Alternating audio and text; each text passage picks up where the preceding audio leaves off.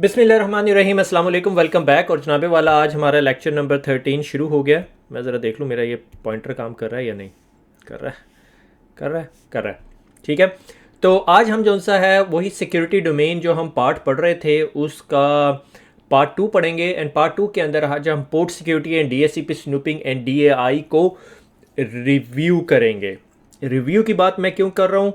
क्योंकि ये लेक्चर हम लोगों ने CCNA में नहीं पढ़े हुए, CCNA में टच किए हुए हैं मगर हमने CCNP में पढ़े हुए हैं। तो एज वी गो लॉन्ग मैं आपको लेक्चर के अंदर ऊपर इस साइड पे कॉर्नर पे कहीं पे वो टिप बार आ जाएगी और आपको वो उस लेक्चर के साथ लिंक कर देगा, क्योंकि हमारे पास CCNP के अंदर 2 लेक्चर है, एक port security and DHCP snooping और एक IP source guard and ARP या ARP या डायनेमिक ARP इंस्पेक्शन। ठीक है, थोड़ा सा इससे हायर लेवल पे पढ़ाया जाएगा उन लेक्चर्स में, मगर आपको परेशान होने की जरूरत नहीं। आपको जो टॉपिक की रिक्वायरमेंट है वो सारी की सारी कंप्लीट होगी, बल्कि मोर देन इनफ कंप्लीट होगी। ठीक है, तो शुरू करते हैं। आज जिस तरह ऑलरेडी डिस्कस कर चुका हूँ सिक्योरिटी सर्विसेज, और आज हम करेंगे पोर्ट सिक्योरिटी और DHCP सिक्योरिटी, जिसे मोस्टली मैं कहता हूँ लेयर 2 सिक्योरिटी।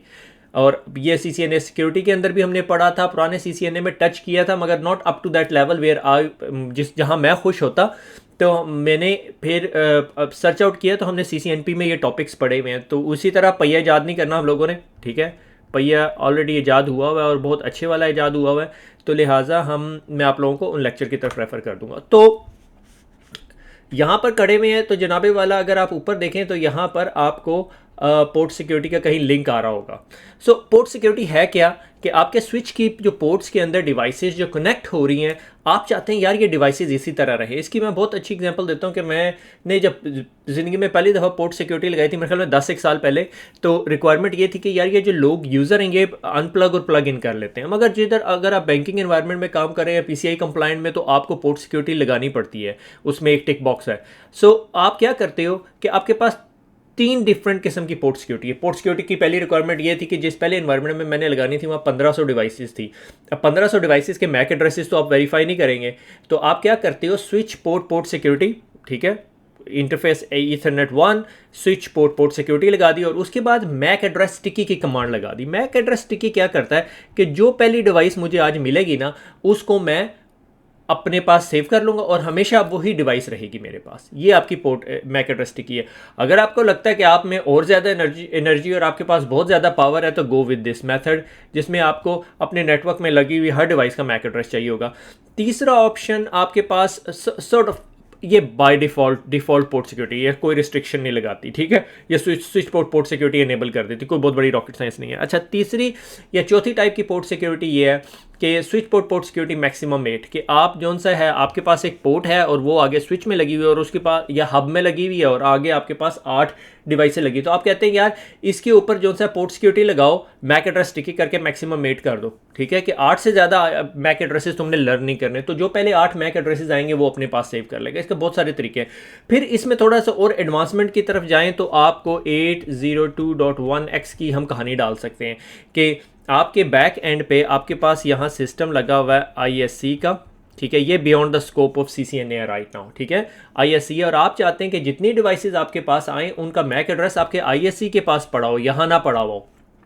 ठीक है, वो फर्दर 802.1x है, उसमें आप फर्दर फिर ऑथेंटिकेशन कर सकते हो। मैं चाहता हूँ यार कोई मसला नहीं है, कोई भी आए कहीं भी कनेक्ट करे, as far as AD authentication हो, तो आप मैक एड्रेस से हट गए, क्योंकि कोई भी मैक एड्रेस तो स्पूफ कर सकता है। अगर किसी ने मैक एड्रेस स्पूफ कर लिया तो कनेक्ट हो जाएगा, यकीनन हो जाएगा। ये मैंने खुद प्रैक्टिकल करके देखा था जब I was on a hands on domain, के पोर्ट सिक्योरिटी लगाई, मैक एड्रेस स्टिकी किया, और मैक एड्रेस ज़ाहिर है, अब हैकर को मैक एड्रेस तो फाइंड आउट करना। ठीक है, वो किस तरह करेगा कि आपकी जिस मशीन के ऊपर कनेक्टेड है उसी मशीन पे जाके IP config/all की कमांड दे देगा। आई होप आप लोगों को सबको पता होगा, मुझे यहाँ पे बताने की ज़रूरत नहीं है कि IP config/all, और ये जनाबे वाला आपका मैक एड्रेस है। ठीक है, किधर गया भैया मैक एड्रेस, फिजिकल एड्रेस आ रहा होता है, ये आपका मैक एड्रेस है। ठीक है, ये ब्रॉडकॉम का नेटवर्क एडेप्टर लगा हुआ है और इसका ये आपका मैक एड्रेस है। ठीक हो गया, आपने इसको स्पूफ कर लेना, तो ये काम करके देगा आपका स्पूफिंग। अच्छा, इससे आगे एक स्टेप और चलें कि अगर मैंने पोर्ट सिक्योरिटी एनेबल कर दी है, तो जब मैंने पोर्ट सिक्योरिटी एनेबल कर दी है और जिस किस्म की भी लगाई है, तो आपको कुछ इस तरह की इन्फॉर्मेशन आती है कि पोर्ट सिक्योरिटी एनेबल है। मैं क्या कर रहा हूँ, show port security interface Ethernet 1 enable secure shutdown, के पोर्ट स्टेटस क्या है, और वायलेशन मोड शट डाउन की। अगर कोई वायोलेट करेगा तो मैं क्या करूँगा, उसको शट डाउन कर दूंगा। अभी हम वायोलेशन की बात देखेंगे। और उसने क्या किया हुआ, फास्ट ईथरनेट 0/1, ये वाली ईथरनेट 0/1 पे हमने कौन सी पोर्ट सिक्योरिटी लगाई थी, हमने कहा था मुझे ये मैक एड्रेस चाहिए, मगर उसने क्या किया, पोर्ट ने उसको शट डाउन कर दिया कि अपेरेंटली उस पोर्ट के ऊपर किसी बंदे ने प्लग इन किया और उसका ये मैक एड्रेस है। नॉर्मली क्या होता है, जब आप पोर्ट सिक्योरिटी लगा देते हो तो आपको बहुत ज़्यादा कॉल्स आती है। नेटवर्क इंजीनियर लव्स इट क्योंकि हम लोग कंट्रोल करना चाहते हैं अपने नेटवर्क को।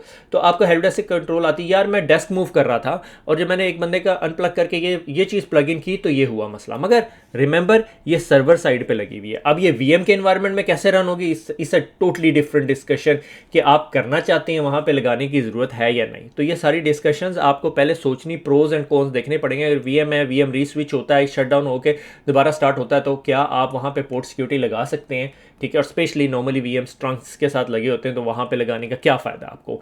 आपकी नॉर्मली रिक्वायरमेंट होती है कि वो पोर्टें जो फिजिकल एक्सेस में हैं, से फॉर एग्जांपल मैं हॉस्पिटल एनवायरनमेंट में काम करता था और वहाँ पे रिसेप्शन एरिया जो है वो रात को बंद होता था। वहाँ पे सिक्योरिटी गार्ड आता था और एक दिन देखा कि सिक्योरिटी गार्ड ने ना अपना लैपटॉप प्लग इन किया हुआ नेटवर्क के अंदर। अगर वो इन्फेक्शन लेकर आता तो किसकी जिम्मेदारी थी, हाँ उसकी जिम्मेदारी नहीं थी, हमारी जिम्मेदारी बन जानी थी। तो ये सारी चीज़ें जो सी हैं इज़ वेरी वेरी इंपॉर्टेंट, तो आप लोगों को पता होना चाहिए। तो हम लोगों ने आते साथ ही वहाँ पे पोर्ट सिक्योरिटी लगा दी। तो अगले दिन सिक्योरिटी गार्ड जो है वो किसी को आईटी में ढूंढ रहा था कि यार ये मेरी पर्सनल डिवाइस पहले यहाँ प्लग इन हो जाती थी, अब नहीं होती थी। वो घर से केबल लेकर आता था प्लग इन करने के लिए। तो दीज आर पॉसिबिलिटीज। तो आप वहाँ ऐसी जगहों पर पोर्ट सिक्योरिटी सबसे पहले लगाते हैं जहाँ पब्लिक एरियाज के अंदर आपकी नेटवर्क पोर्ट लगी हुई है, जिधर वायरलेस एपी लगी हुई है।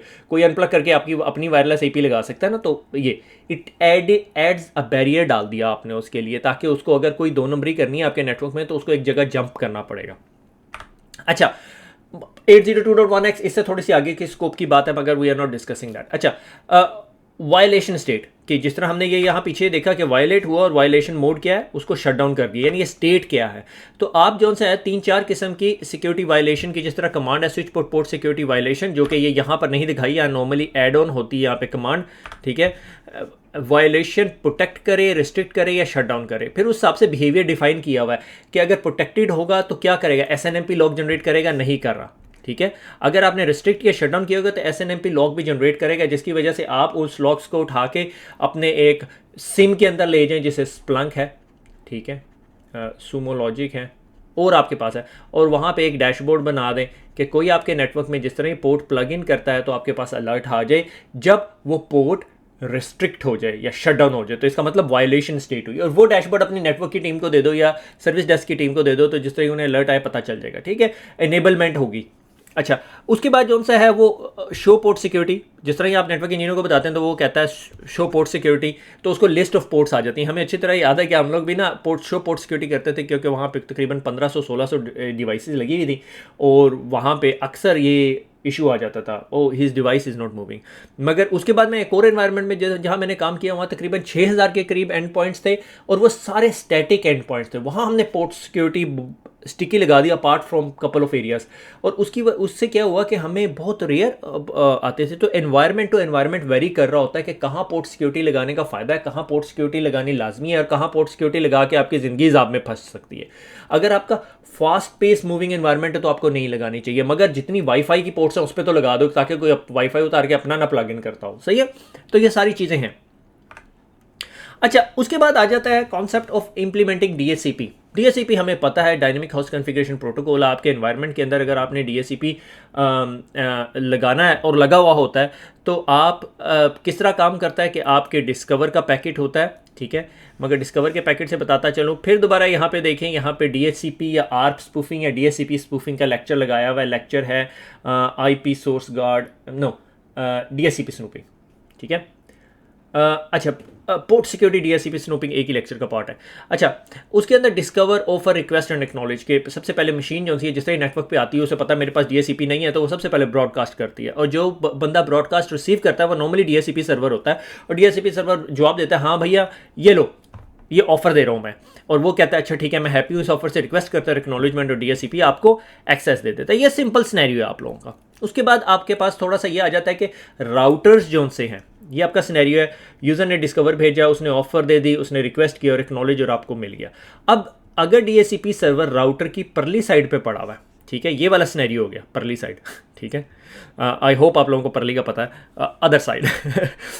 अच्छा, राउटर ए जो सा है वो स्विच ए, डिवाइस ए डिस्कवर भेजती है, राउटर से आप ब्लॉक कर देते हैं जब तक आप राउटर के ऊपर आईपी हेल्पर की कमांड नहीं देते। ये आपके लेयर 3 इन्वायरमेंट में भी है। जब आपने एसवीआई बनाया हुआ होता है तो एसवीआई के अंदर आप लोग शो आईपी हेल्पर की कमांड देते हैं। इसका ये मतलब होता है कि आप छोटा सा मिनी डीएससीपी रिले लगा देते हैं। जिस दिन डीएससीपी की ब्रॉडकास्ट आती है, इसे पता है, ये समझता है राउटर के हाँ ये डीएससीपी की ब्रॉडकास्ट है, मुझे पता है इसको यूनिकास्ट बना के मैंने डीएससीपी सर्वर तक कैसे भेजना है। वो यूनिकास्ट पैकेट में कन्वर्ट कर देता है और फिर सारी यूनिकास्ट कम्युनिकेशन हो रही होती है। सही है।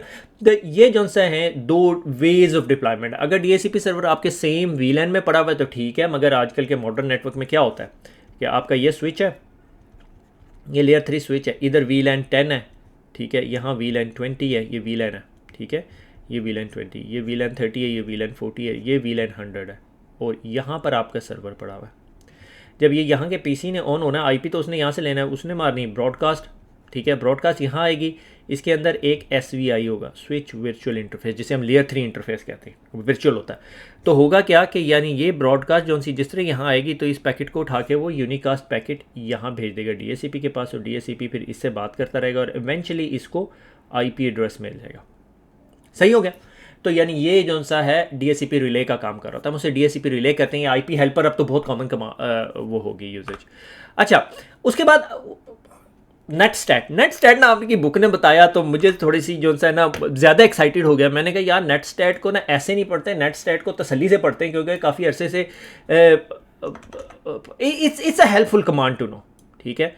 तो मेरे ख्याल में आप लोग कुछ लर्न नहीं करेंगे इससे, अगर ये हैंग ना हुआ। ये मेरा एक दूसरा पीसी है जिसमें मैंने आरडीपी किया हुआ। तो भैया देखिए नेटस्टैट करता क्या, ठीक है, नेटस्टैट -RN क्या करता है, आपको राउटिंग टेबल ला के दे देता है कि आपकी डिवाइस के पास राउटिंग टेबल क्या है, ठीक है। ये पीसी स्लो हुआ है, क्या हुआ है, पीसी स्लो है, ठीक है। यानी ये आपको बता देता है ये मेरे पास तमाम इंटरफेस से लगे हुए, ये मेरे पास राउटिंग टेबल है, ठीक है। आपको राउटिंग टेबल ला के देते तो आप इसमें मैनुअली वो भी कर सकते हैं, एंट्री भी कर सकते हैं। सही हो गया। अच्छा, उसके बाद ये IPv6 भी दिखा रहा है। अच्छा, उसके बाद मेरे पास जो सा है नेटस्टैट /? नेटस्टैट /? और ये आपको सारी हेल्प दे रहा है कि कौन कौन सी कमांड यहाँ पे रन हो सकती है। स्ट्रेंजली जो सा है मेरा RDP session is not looking very good, I don't know why, but we are not going to investigate right now.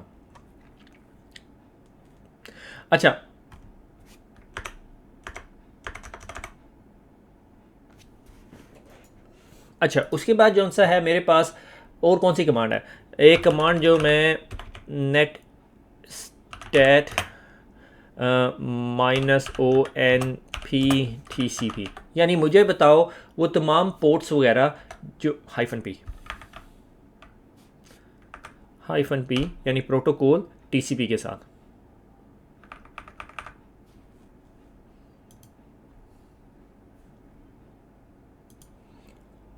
अच्छा, वापस रिज्यूम करते हैं। अच्छा, मैं किधर था, नेट स्टैट -ON-P और TCP, यानी मैं कह रहा हूँ कि मुझे TCP से रिलेटेड जितने कनेक्शंस हैं वो दिखा दो। ये TCP के कनेक्शन है और ये देखिए इस मशीन ने कितने सारे कनेक्शन बनाए हुए हैं। I am slightly concern now, ठीक है। अच्छा, अब मैं देखना चाहता हूँ, कुछ लोग स्टैब्लिश कनेक्शन है, कुछ क्लोज कनेक्शन है। मैं चाहता हूँ कि भैया मुझे ना स्टैब्लिश कनेक्शन दिखाओ, ठीक है। तो मैं क्या करता हूँ, नेटस्टैट पाइप साइन और इसके फाइंड STR है मेरे ख्याल में, स्टैब्लिश ESTABLISHED। तो जितने स्टैब्लिश्ड होंगे, यानी मैं इसमें स्ट्रिंग फाइंड आउट कर रहा हूँ कि कौन कौन सी स्ट्रिंग्स अवेलेबल हैं। तो ये मुझे स्ट्रिंग्स ला के दे रहा है, ठीक है। ये EC2 मेरे ख्याल में AWS पे कहीं कनेक्टेड है, ठीक है। अच्छा, उसके अलावा मैं क्या कर सकता हूँ, नेटस्टैट -O नहीं दिखाया। अच्छा, नेटस्टैट -O क्या दे रहा है आपको, ठीक है, प्रोसेस आईडीज़ ला के दे रहा है आपको। ये राइट साइड पे जितनी प्रोसेस आईडीज़ हैं कि कौन कौन से टास्क मैनेजर में प्रोसेसेस रन हो रहे हैं। दैट्स वेरी हेल्पफुल कमांड अगर आप कुछ देखना चाह रहे हैं।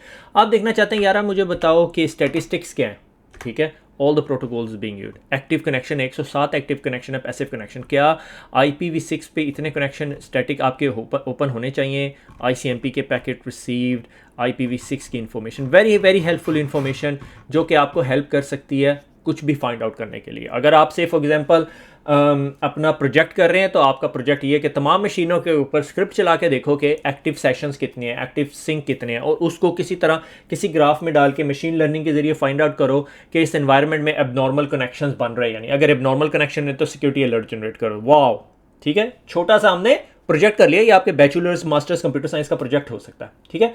अच्छा, इसी तरह जो सा है और कौन सी कमांड हो सकती है? नेट स्टैट -F भी है मेरे ख्याल में, नेट स्टैट -F। F क्या करता है? F क्या कर रहा है? F आपका क्या करके दे रहा है कि आपके जो रिमोट होस्ट्स हैं उन सब की नेम रेजोल्यूशन करके दे रहा है। ये देखिए एक्माई की तरफ जा रहा है। ये मेरे ख्याल में विंडोज़ की अपडेट्स वगैरह चल रही हैं। कुछ नेम्स जो रिजॉल्व नहीं कर सकता वो ठीक है, जो रिजॉल्व कर सकता है वो आपको नेम रेजोल्यूशन करके ला के दे रहा है। ठीक हो गया। That is pretty much what I wanted to show you कि नेट स्टैट की कुछ बेसिक कमांड्स आपको ला के दे दी हमने। RN देखा, राउटिंग टेबल देख सकते हैं, ठीक है। सर्च की स्ट्रिंग कर सकते हो आप, S से स्टैट्स यूज़ कर सकते हो, -F से जो सा है वो होस्ट नेम रिजॉल्व करवा के ला के देता है। ठीक हो गया। इसको करते हैं हम नीचे, आगे चलते हैं। अच्छा, अगला टॉपिक है हमारा DHCP snooping. Again DHCP snooping के लिए यहीं पे कहीं पे ऊपर अगर टैग लाइन नहीं दी थी पिछले लेक्चर में तो ये यहाँ पे होगी, ठीक है। और DHCP स्नूपिंग आपका क्या करता है कि जब आपका DHCP सर्वर IP एड्रेसेस दे रहा होता है ना, तो आप अपने नेटवर्क में उसकी तरफ से जो IP एड्रेसेस हो उन्हें ट्रस्ट करते हैं, बाकी किसी को DHCP ऑफर के पैकेट भेजने नहीं देते, क्योंकि आपको पता है DHCP आपके नेटवर्क में एक ही होगा या दो होंगे, इससे ज़्यादा नहीं होगा। तो से फॉर एग्जांपल अगर यहाँ पे एक डिवाइस है वो DHCP सर्वर देना शुरू कर दे तो फिर तो आपका काम ख़राब हो गया। क्योंकि अगर आप याद हो, आपने अगर मेरा पुराना CCNA पढ़ा तो उसमें मैंने बताया था DHCP जो सा है वो एक ऑप्शंस भी देता है। जिस तरह आप जूम में जाते हो तो जूम का मैप दे दिया जाता है। अगर उसने आपको मैप ही पुठा दे दिया तो फिर आपका काम खराब हो जाएगा। जिस तरह इसकी एग्जांपल है DHCP स्नूपिंग बेसिक, कि आपका यहाँ DHCP सर्वर है, अगर यहाँ पे कोई डिवाइस कनेक्ट होती है तो वो अपनी DHCP रिक्वेस्ट इधर भेजती है, ब्रॉडकास्ट करती है, रिक्वेस्ट इधर आ जाती है, ठीक है, क्योंकि यही जवाब देगा ना, ऑफर तो यही देगा। और अगर अब यहाँ से कोई बंदा डिस्कवर भेजता है तो वो भी यहाँ आना चाहिए। सारे डिस्कवर के पैकेट, DHCP डिस्कवर के पैकेट ब्रॉडकास्ट होंगे और रिप्लाई फिर यही चीज़ दे रही होगी। सही हो गया। अगर यहाँ पे एक मशीन पड़ी हुई है हैकर की, ये डायग्राम की ऐसी तैसी मैंने फेर दी। अगर यहाँ पे एक हैकर की मशीन पड़ी, इंक चेंज कर लें ज़रा, इंक ले लेते हैं रेड वाली। ये हैकर की मशीन है और ये क्या करता है, इस DHCP सर्वर को किसी तरह जो सा बहुत बिजी कर देता है, ठीक है। इस DHCP सर्वर से बहुत सारे IP एड्रेस ले लेता है और इसका जो स्कोप या पूल है वो खाली कर देता है, ठीक है। उसके बाद ये PC ब्रॉडकास्ट करता है और ये रिप्लाई दे रहा होता है उसे, कहता है टेंशन नहीं लो, मैं दूंगा तुम्हें IP, और ये IP एड्रेस दे रहा होता है। और उस IP एड्रेस में ये इसको बताता है कि तुम्हारा जो डिफ़ॉल्ट गेटवे वो मैं हूँ। तो क्या होगा, जब भी ये यूज़र किसी भी सर्वर पे जाएगा, से फॉर एग्जांपल यहाँ पे एक सर्वर पड़ा हुआ है, ये सर्वर पे जाएगा तो ये इसकी ट्रैफिक कुछ यूं ट्रैवल करेगी, ठीक है। तो ये मैन इन द मिडल हो जाएगा। ये लेकर आता है मुझे अगली स्लाइड पे कि ये सस्पिशियस स्पोरियस DHCP सर्वर बन गया, ठीक है। इसने जो सा किसी तरह इस ट्रस्टेड DHCP सर्वर से सारे IP एड्रेसेस ले लिए। अगर नहीं भी लिए कोई मसले की बात नहीं है, इसके करीब पड़ा हुआ, ये खुद ही रिस्पॉन्ड दे देगा। और इसने इसे रिस्पॉन्ड दे दिया, इसने कहा मुझे DHCP चाहिए, इसने कहा हाँ DHCP है और ये मैं ही तुम्हारा गेटवे हूँ, और ये अब गेटवे आ गया। अब होगा क्या, अब होगा ये कि ये बंदा मैन इन द मिडल हो जाएगा। इस PC ने जब भी इस सर्वर की तरफ जाना होगा या यहाँ पे किसी लगे हुए सर्वर की तरफ जाना होगा, ये समझेगा मेरा DHCP सर्वर ये डिफ़ॉल्ट गेटवे ये IP है। जिस तरह इसके पास होगा, इसने यहाँ पे एक प्रॉक्सी टनल टाइप की कोई चीज़ लगाई होगी, ये इसके पैकेट यहाँ तक ले जाएगा, मगर यहाँ पे डिक्रिप्ट कर रहा होगा, ठीक है, यहाँ डिक्रिप्शन कर रहा होगा। तो अगर इनक्रिप्टेड भी है तो वो भी डिक्रिप्टेड हो रही है, सारा कुछ है।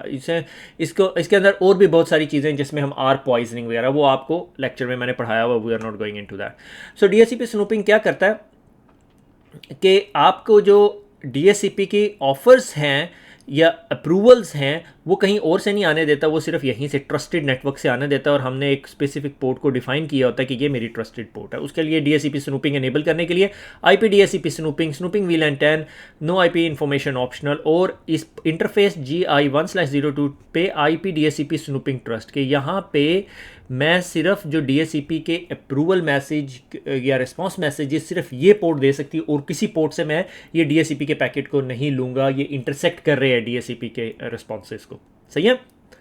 अच्छा, अब उससे अगला स्टेप जो सा है आर्प का आ जाता है। हमें पता है आर्प क्या करता है, IP to MAC address resolution करता है। सिंपल आर्प क्या कि इस पीसी ने इस पीसी के साथ काम, इस राउटर के साथ काम करना है, इसे आर्प रिक्वेस्ट की, उधर से आर्प का रिप्लाई आया और इसको पता चल गया, इसने अपने पास आर्प टेबल के अंदर ये एंट्री डाली 172.16.2.101 पे जाना हो तो उसका मैक एड्रेस क्या है, मैक 1।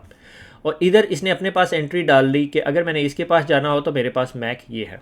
अच्छा, अब man in the middle attack क्या करता है कि हैकर जो सा है वो आपके स्विच के अंदर बैठ प्लग इन हो जाता है और एक कॉन्सेप्ट है is called gratuitous ARP. Gratuitous ARP क्या कि आप पीसी जब अपना आर्प का काम कंप्लीट कर लेता है तो एक ग्रेशियस आर्प पैकेट भेजता है कि हाँ भैया मुझे ज़रूरत नहीं रही अब इस आईपी एड्रेस की, तो मुझे प्लीज़ रिमूव माय एंट्री।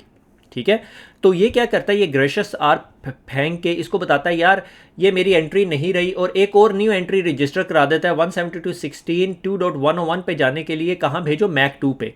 तो ये राउटर अपने पास या स्विच अपने पास एंट्री मेंटेन कर लेता है। अब जब ये एंट्री मेंटेन कर लेता है तो क्या हुआ कि अब जब भी कोई पैकेट आता है इसके पास और कहता है कि भैया मैंने जो सा है PC1 पे जाना है और PC1 का मैक क्या है, मैक 1 है, और इसने इसके पास एंट्री अपडेट करवाई हुई है कि मैक 2 है, मैक A है। ठीक है, मैक 1 डिलीट करवा देता है ग्रेशियस आर्प के जरिए और नया मैक एंट्री करवा देता है, which is a legitimate process. Legitimate process आपके नेटवर्क में अगर आपका आईपी एड्रेस या मैक एड्रेस चेंज होता है, क्योंकि आप एक पोर्ट पे प्लग इन हुए थे, आपको आईपी एड्रेस मिला था, आप अनप्लग हुए, दूसरा बंदे ने आके प्लग इन किया, अब मैक तो अपडेट होना चाहिए ना, उसी पुराने मैक पे तो नहीं, वो तो बंदा चला गया घर, मैक चेंज हुआ, तो इसके लिए एक ग्रेशियस आर्प प्रोसेस है। ठीक है, मैंने एक्सप्लेन किया हुआ इसलिए I am not going in that detail. तो ये ग्रेशियस आर्प करके ये man in the middle attack कर रहा होता है और उसको फिर पैकेट भेज रहा होता है, इससे बात कर रहा होता है बीच में, man in the middle exactly उसी तरह जिस तरह है। तो आर्प के लिए आपको DHCP स्नूपिंग इनेबल करनी पड़ती है। तो ये दो कॉन्सेप्ट हैंड इन हैंड चलते हैं। और फिर डायनेमिक आर्प इंस्पेक्शन, जिसे हम DAI कहते हैं, डायनेमिक आर्प इंस्पेक्शन प्रोटोकॉल काम कर रहा होता है, इधर आएगा। ठीक है, तो डायनेमिक आर्प प्रोटोकॉल क्या करता है कि जिस तरह उसे ये पैकेट मिलता है, ठीक है, वो वेरीफाई करता है DHCP स्नूपिंग बाइंडिंग टेबल। इसके पास एक बाइंडिंग टेबल पड़ा हुआ है। ठीक है, और ये देखो इसने अपने पास जो याद है पोर्ट 1.2 क्या थी हमारी, 1.2 वो पोर्ट थी जिसमें हमने कहा था DHCP स्नूपिंग ट्रस्ट। मैं ट्रस्ट कर रहा हूं अगर यहां से DHCP के पैकेट आ रहे हैं। ठीक है, और इस पे आर्प इंस्पेक्शन भी ट्रस्ट कर रहा हूं कि अगर ये कहता है कि पोर्ट 103 के ऊपर मैंने एक आईपी एड्रेस दिया और उसका ये मैक एड्रेस है, तो मैं उसको ट्रस्ट करूंगा। अगर कोई यहाँ से मुझे पीसी कहता है कि ये पीसी रिक्वेस्ट भेजता है और कहता है 172.2.101 जो सा है उसका मैक एड्रेस मैक 1 नहीं रहा, मैक 2 हो गया है, तो अपडेट करो अपना टेबल, तो ये स्विच के अंदर डायनेमिक आर्प इंस्पेक्शन चल रही होती है और वो कहता है ना ना ना ना ना, तुम्हें भैया ये आईपी एड्रेस किसने दे दिया, ये तो DHCP ने अभी तक इशू ही नहीं किया आईपी एड्रेस, और जिसे इशू किया था वो तो बंदा जा चुका है अगर वो नेटवर्क पे नहीं है, तुम नया आईपी एड्रेस लो। तो जिस तरह ये बाइंडिंग डोंट मैच होती है ना DHCP की बाइंडिंग टेबल, क्योंकि DHCP ने ही आईपी एड्रेस देनी है नेटवर्क में और कोई तो अपना आईपी एड्रेस लेकर आने से रहा, तो ये उसको ब्लॉक कर देता है। जब ये इसको ब्लॉक कर देता है तो फिर ये आर्प इंस्पेक्शन हो रही होती है। उसके लिए कुछ कमांड्स हैं, show IP ARP inspection, DHCP snooping binding, show IP ARP inspection interfaces. मैंने इसकी लैब नहीं कराई क्योंकि मुझे पता है CCNP के अंदर अगर मैंने ये टॉपिक पढ़ाए हैं तो मैंने लैब कराई होगी। आई होप यहाँ पर आपको कॉन्सेप्ट क्लियर हो गया होगा। DHCP स्नूपिंग और आर्प इंस्पेक्शन और डायनेमिक आर्प इंस्पेक्शन ये बहुत इंपॉर्टेंट है। ये L2 सिक्योरिटी के अंदर हम लोग ज़रूर पढ़ते हैं, और उससे पहले हमने पढ़ा पोर्ट सिक्योरिटी भी आप लोगों ने देख ली। ठीक हो गया, खुश रहें, दुआओं में याद रखिएगा, फिर मुलाकात होगी, अल्लाह हाफिज़।